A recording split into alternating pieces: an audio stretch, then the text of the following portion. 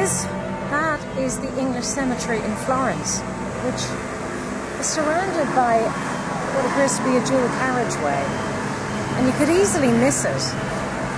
But a year ago today, I came to Florence for the very first time, and from the moment I arrived, people kept coming up to me and saying, "Oh, you should really check out the English cemetery." I mean, a chef would come up from the kitchen and said, "Oh, welcome to Florence, and what have you seen?" "Yeah, but you really should check out the English cemetery." The tour guide said, "The one thing I regret not showing you is the English cemetery." I'm Lisa Dwan, and I've been performing the works of Samuel Beckett for over 12, 15 years now. And it's a very strange thing to say to people what you do for a living. Well, I stand on a platform 8 foot above the stage, and I tie my head into this head harness, and I speak at the speed of thought. Out! Into this world, tiny little thing before its time, and a God for what? Girl? Yes, tiny little girl, out into this before her time, God forsaken. My whole face is blackened out, save for my lips, which are laid bare, and a light is shone upon them. Having vanished, thin air, no sooner buttoned up his breeches. She, similarly, 8 months later, almost at the tick. So no love, spared that, no love such as normally vented on the speechless infant in the home, no. Nor indeed, for that matter, any of any kind, no love of any... But I said to the concierge, "Okay, can I go tomorrow?" And he said, "Well, actually, it's closed." And I said, "Well, I leave tomorrow evening." And he said, "Well, look, let me ring. There's an old crazy nun who lives there and lets all these Romanis live with her. I'll ring her and see if she can open the gate and show you." And he came back a few minutes later and said, "Yep, she'll see you. Her name is Sister Julia." So I asked my friends would they join me, and we walked across the road here, this giant road, and pulled on this old-fashioned bell at the gate. And this tiny Dutch painting of a woman with this handkerchief over her head walked towards the gate and said, "And who are you?" Hello. How lovely to see you again. Oh. Welcome. I said, "Well, I'm Lisa. They called from the hotel." And she said, "No, but who are you?" And my friends answered eagerly and said, "Oh, this is Lisa Dwan. She's a Becket actress." "No, I'm related to Becket. I'm Becket's cousin." And as we were walking inside the cemetery, I said, "What was it that attracted Becket to Dante?" And she said, "Exile." And here we were in this graveyard of exiles. Julia Holloway, from what I understand, and I hope to find out more now, was a professor at Princeton with children and married. And something happened in her life that made her renounce everything, take a vow of poverty, become an Anglican nun, and move to Florence to tend to this graveyard.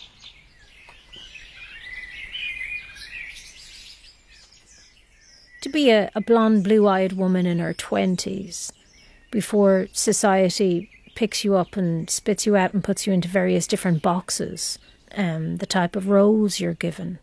You know, these days as a woman you're expected to say less, be less, move less, think less, express less, eat less. Oh, there's so many words that are purely for misogynistic purposes. From feisty to frosty, hysterical, she's a one, shrill, all our very own sentences, terms of expulsion. I've had it my entire life. The problem with you, Lisa, is you don't look how you sound. The thing is you're too much of a thoroughbred. The thing is you're not pretty enough, or you're too pretty, or you're too small, or you're too tall, or you're too fat, or you're too... Beckett blows all of that out of the water. The limitations on identity. When you get to play consciousness itself and commune with all the dead voices. Beckett's women are much more than female characters. They're more elemental than that.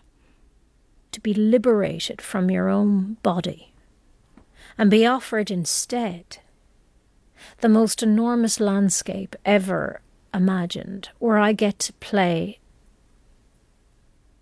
a stream of consciousness, not even a stream, a cacophony of sounds, a continent of voices, consciousness itself. It's that vast. all of Beckett's creatures. They're not characters, they're slices of the universe.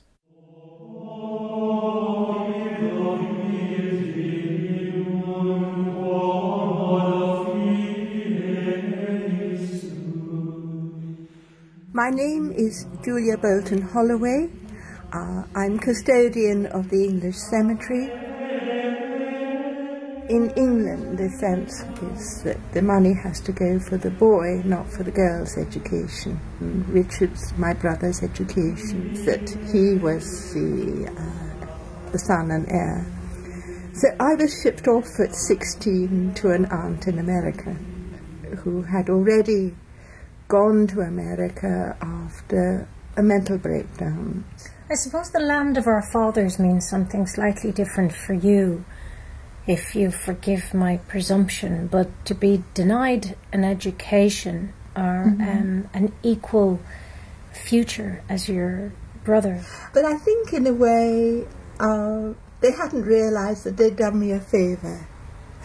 When you lose everything, in a sense you gain everything. One of the reasons why I moved to England 16 years ago was that I was considered a TV actress.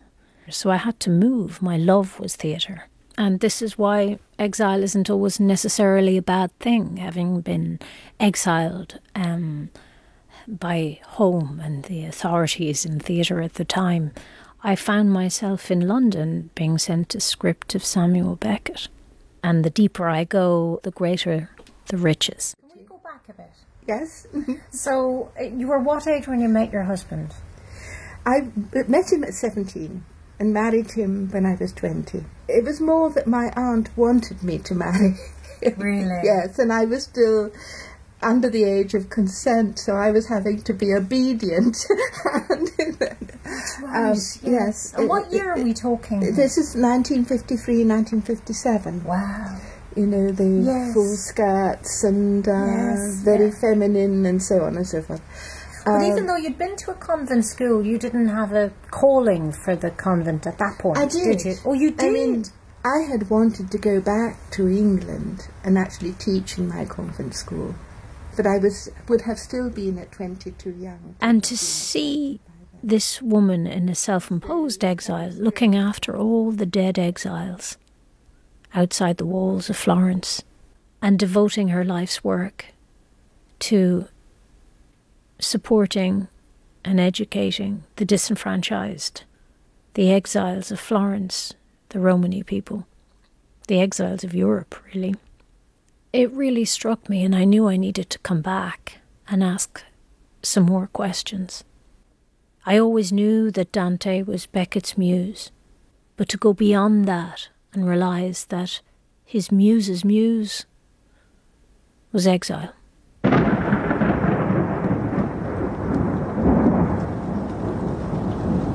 Exile, or this sense of being wrenched out of one world and into another.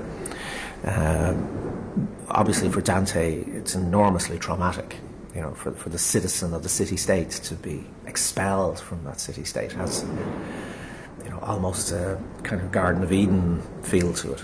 Fintan O'Toole and I are currently working out one of Beckett's last prose texts. And where else but to go back to the source of it all, Ireland. Dante's influence on Becket is enormous, and I think he's drawn to Dante for fundamental reasons, you know. So obviously he's hugely drawn to the language, he's drawn to the imagery. Out to the sea, it's almost otherworldly. You could be on the moon. And in between, these hardened rocks are the most colourful, stubborn, last vestiges of life, this gorse, this heather. I'm here in the Burren, in horizontal rain, visiting Fintan O'Toole in the west of Ireland. I think what's very specific about Dante for Becket is that it's a way of writing about the dead. It's a way of thinking about the idea that we're surrounded by the dead. They don't go away. And this is the idea, of course, that haunts Becket through his entire life and work. You know, it's just that this line between being alive and being dead is very porous.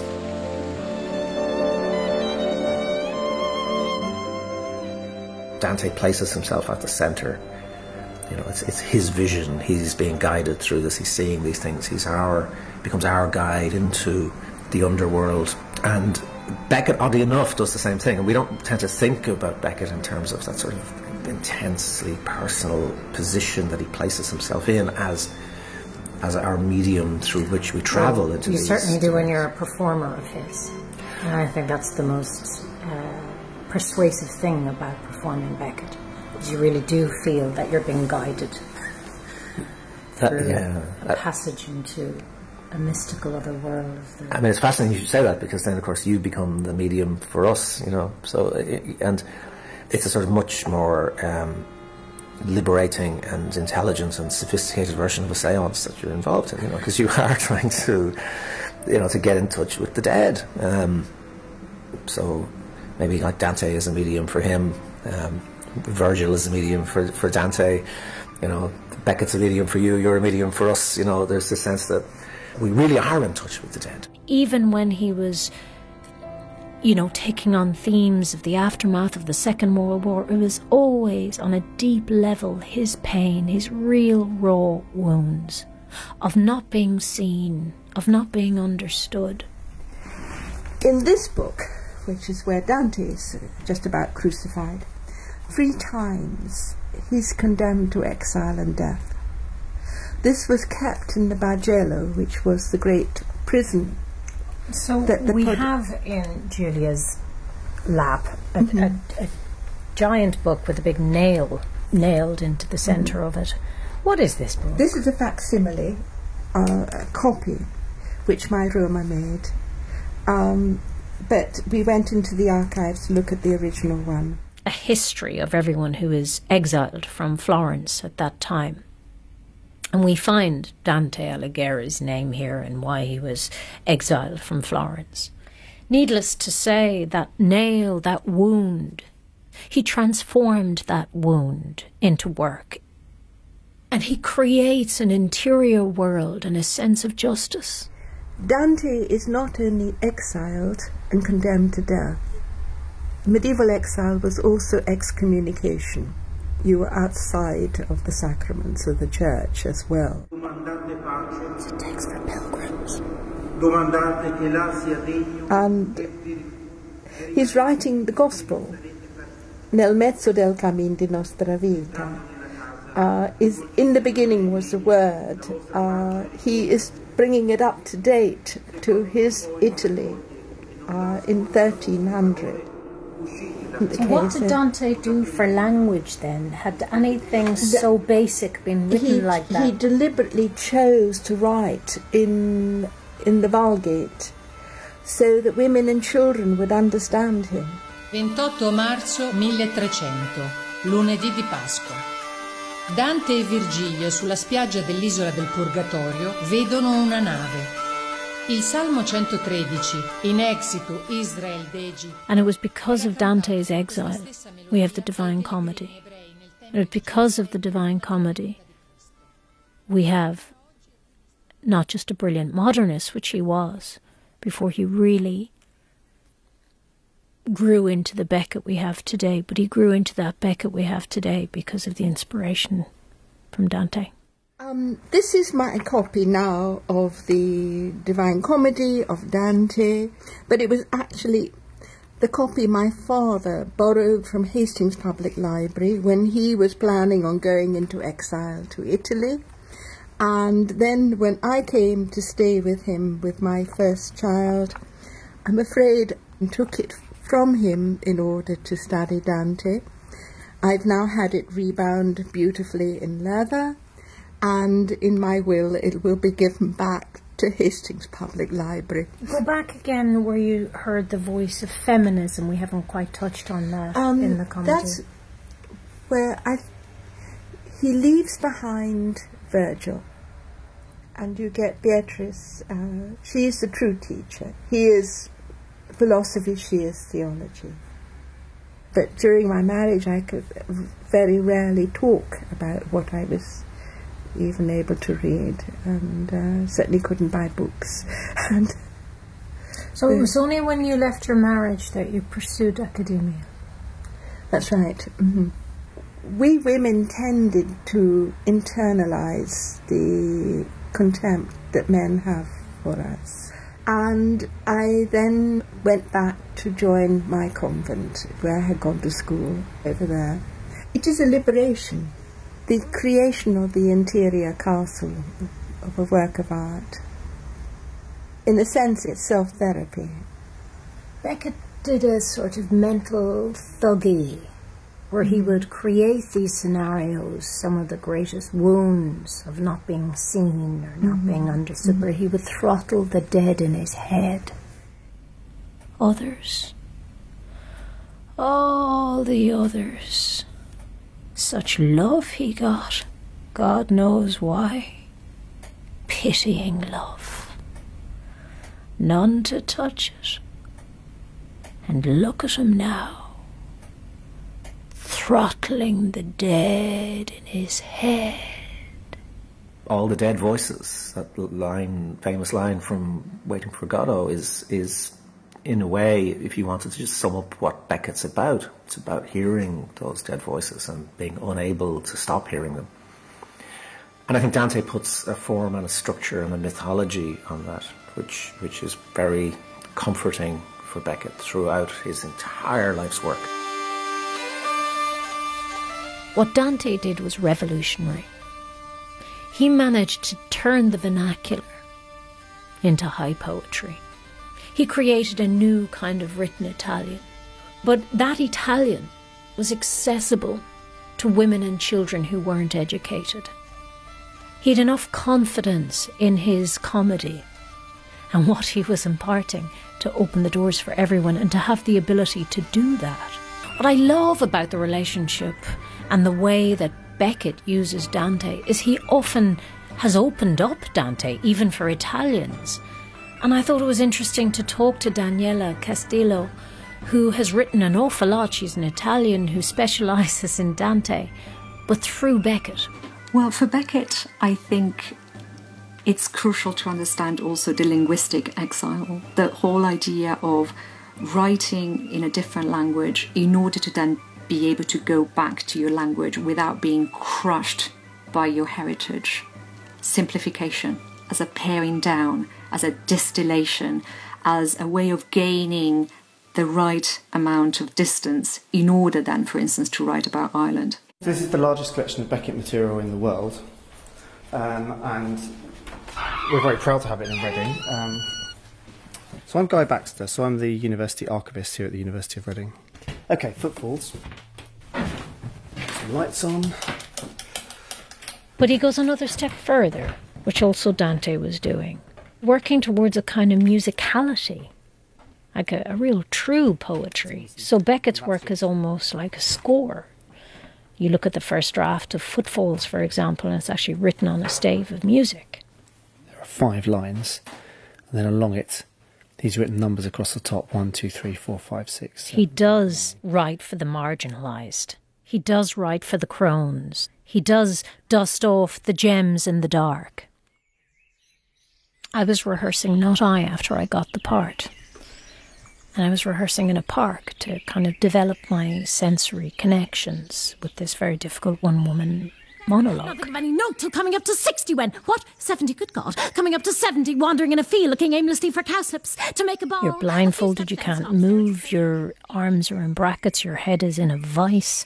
All you have is this monologue you're trying to recall at the speed of thought. And so to develop these things that might root you and help you, I would feel the grass in Croker's Acres, or that April morning, feel the sunlight on my face. These sorts of sensory connections that would help me remember things in the dark. Out. Oh, that early April morning light, and she found herself in the what? Who? No, she! And I lifted up my blindfold at the end of the piece, and I saw that I had collected an audience of park bench drunks who stood there dumbfounded. And we shared a look of recognition. It was almost, how did you know? And that was the substance. They were gripping their cans of cider, the substance they were using to quieten that voice.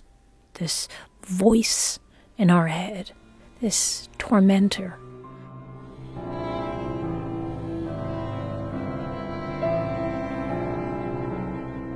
All you had to do was stay at home. Home. They wanted me to go home. I think what Beckett and the great kind of European traditions that he represents, or why they're so important to us, is that they remind us that a sense of being banished from Eden, is really deeply part of our lives as people. Even if you never go beyond your own village, just by being human, you have this deep sense that there's some notional paradise out of which we have been booted. Masses of people live in exile, they live somewhere that they were not born or brought up in. What would you both like to do if you got to Europe? Continue our study. Study? If I reach in England, I will feel better. But even if I reach to Europe, I will not feel comfortable, because my goal is England. Abu Muhammad says he wept when he saw what the soldiers had done. He'd had to wait for 2 days for the troops to pull back before he dared to venture home. That's when he saw the still smouldering remnants of what had been his life. I had 500 books, English novels and plays, American poetry, and all of them are gone. Also, I have a background like English. I studied drama, Shakespeare, Samuel Beckett. Samuel Beckett too? Samuel Beckett, Waiting for Godot. We are waiting for nothing now. He wanted my interpretation. What did I think the enigmatic, absurdist drama really meant? What does it mean to you? I asked. Abu Muhammad smiled. Hope, he said. I believe Godot is hope. Is your situation like Waiting for Godot? Exactly. The two of you? Exactly. We are waiting for nothing. Like Godot, the smuggler never came, but they tell me they'll wait again tonight. And Beckett, said of Ireland, I would rather be in France at war than in Ireland at peace. And anytime you try and grasp what you think you have, i.e. a nationality, an idea, a family, it all falls apart. These ideas of ourself. Hello? All we have is that moment and that breath. Hello? الو ايوه احمد دنجي تمشيها دنجي تدبيسما دنجي مدبيسيا ايوه دنجي تسمع احمد شتوي The last time I met him, he told me, I want people in Syria to carry a pen, not a sword.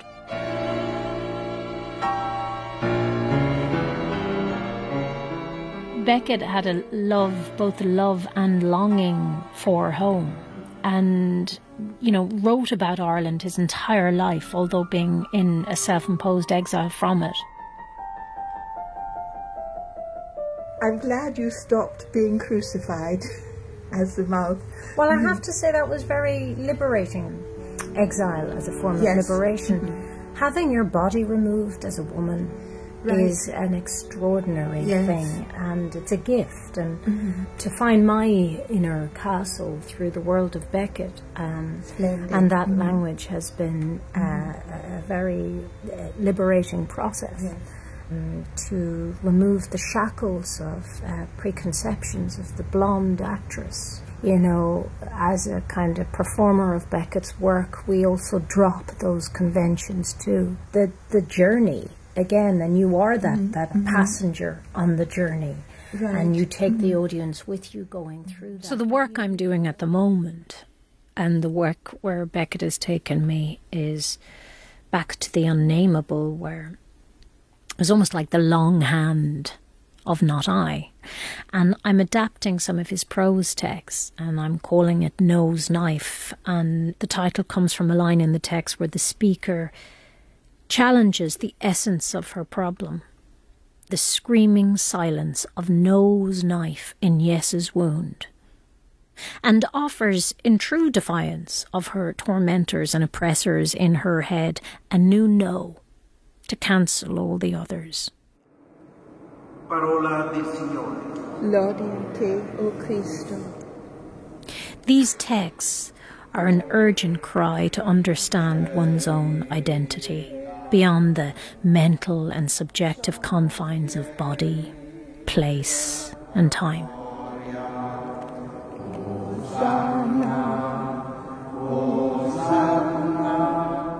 Not only has Julia dedicated her life to the work of Dante, has published some extraordinary books, she's also educated generations of Romani families, homeschooled in her one-roomed abode, and tended to the graves of many exiles in the English cemetery in Florence. But she buried her thesis, The Pilgrim's Soul, in her father's grave. Thank you, Sister. Thank you. Sister, while we're here, do you think your father would be proud of you with the study you've done and your devotion he would have preferred my brother to have lived and to have done these things. He essentially drank himself to death. He had throat cancer, young, in his 40s. As Beckett says in this text I'm working on at the moment, we are all of one mind. All of one mind. The great gift Beckett left us, and what is at the essence of all of his work, is his invitation to look at our deepest, most primary wounds. So this work is guttural and visceral and human and accessible. Beckett's work is this. It's a profound human poetry.